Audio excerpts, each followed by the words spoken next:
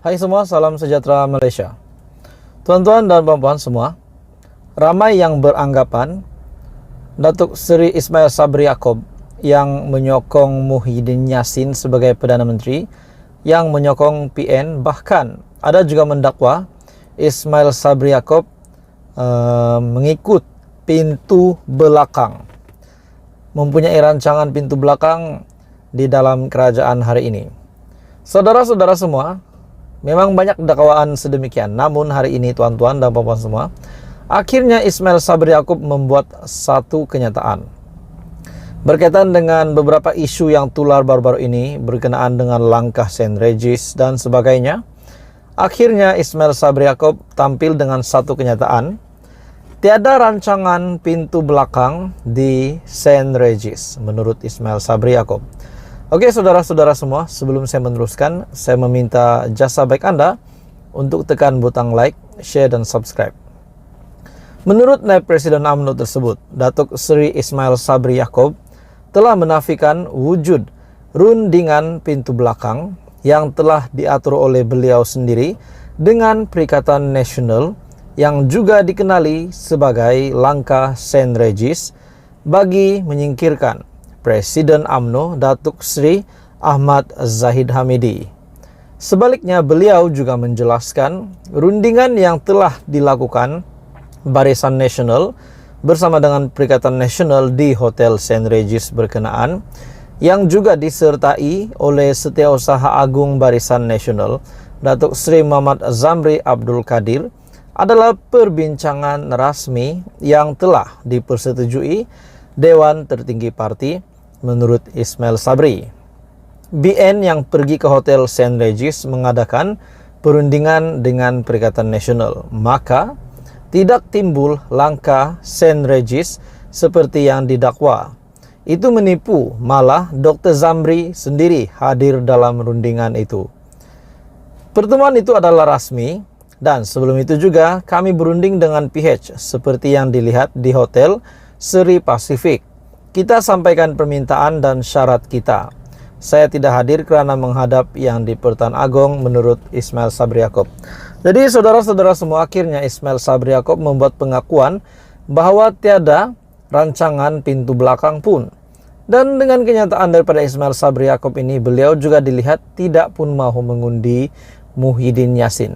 Namun kita tidak dapat nafikan banyak juga yang mendakwa bahawa Ismail Sabri Yaakob memang menyokong PN dan lebih cenderung untuk menyokong Perikatan Nasional. Memang banyak yang mendakwa itu, kita tidak boleh nafikan.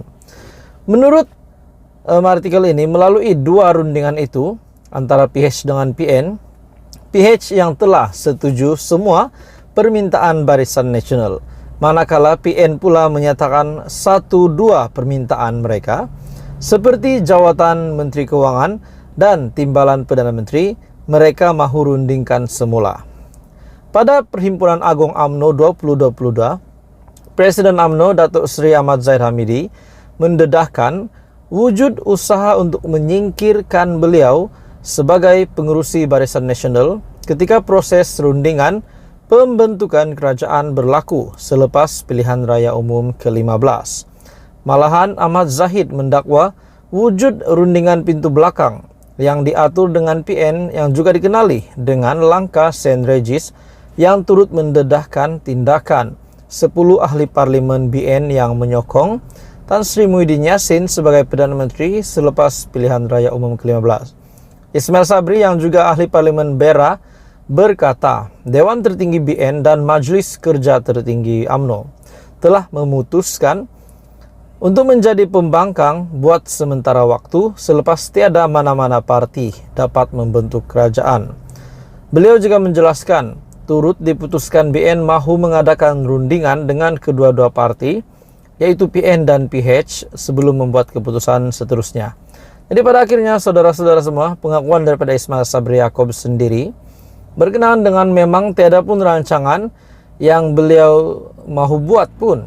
Rancangan yang beliau mahu laksanakannya yaitu pintu belakang, yaitu ingin membelakangi UMNO, ingin membelakangi BN, ataupun mungkin hari ini pun ingin membelakangi kerajaan yang telah dipimpin Anwar Ibrahim pun mungkin tidak berada di dalam checklist Ismail Sabri Yaakob.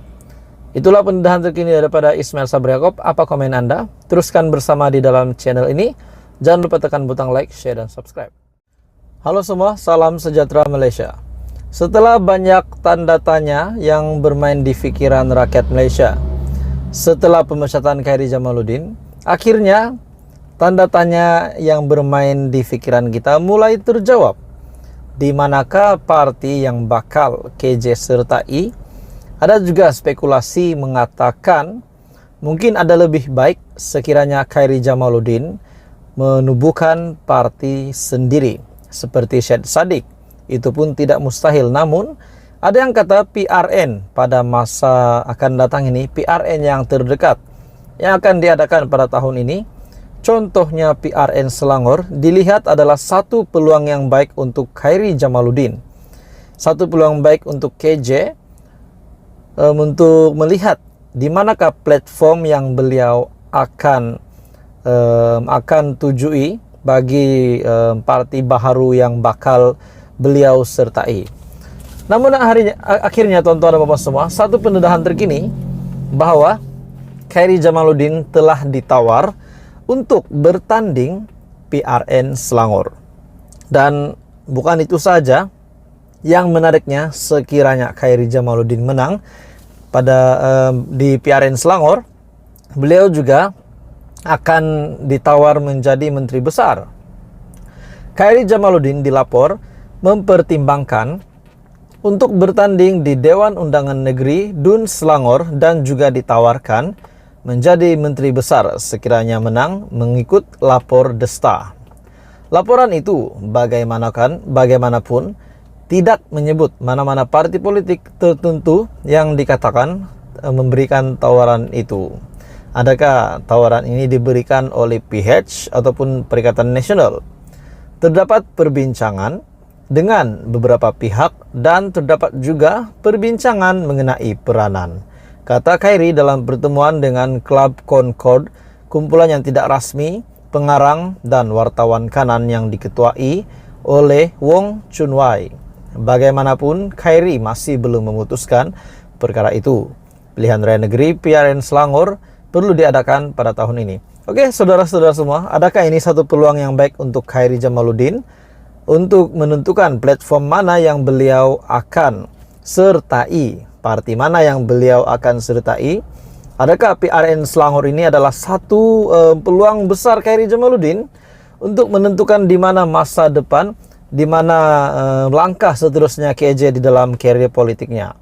Adakah parti yang telah menawarkan sekiranya beliau menjadi calon DUN, beliau menang pada PRN Selangor, beliau akan menjadi menteri besar? Adakah ini satu tawaran yang menarik buat Khairy? Apa komen Anda saudara-saudara semua? Parti manakah? Adakah ini parti daripada Pakatan Harapan ataupun parti daripada Perikatan Nasional? Sebab kalau parti UMNO BN saya rasa tidak mungkin lah. Kalau ia pun sudah pasti Zahid Hamidi akan tolak. Namanya juga dipecat daripada BN UMNO, takkanlah beliau bertanding PRN Selangor atas nama BN pula. Takkanlah BN UMNO pula yang menawarkan perkara itu kepada Khairy Jamaluddin. Akhirnya, menurut Khairy Jamaluddin, sekiranya saya membuat keputusan untuk tidak bertanding pada PRN terdekat ini, maka saya akan mempunyai lebih banyak masa untuk memutuskan platform politik yang saya pilih sebagai babak seterusnya dalam perjalanan politik saya menurut KJ. Dan jika saya mau menyertai PRN, saya perlu membuat keputusan dalam beberapa bulan akan datang ke arah mana yang saya akan pergi. Betul, sekiranya KJ ingin menyertai PRN Selangor, beliau mempunyai masa yang singkat untuk menyertai mana parti ataupun menerima tawaran daripada parti yang telah memberikan tawaran untuk beliau sekiranya menang menjadi menteri besar.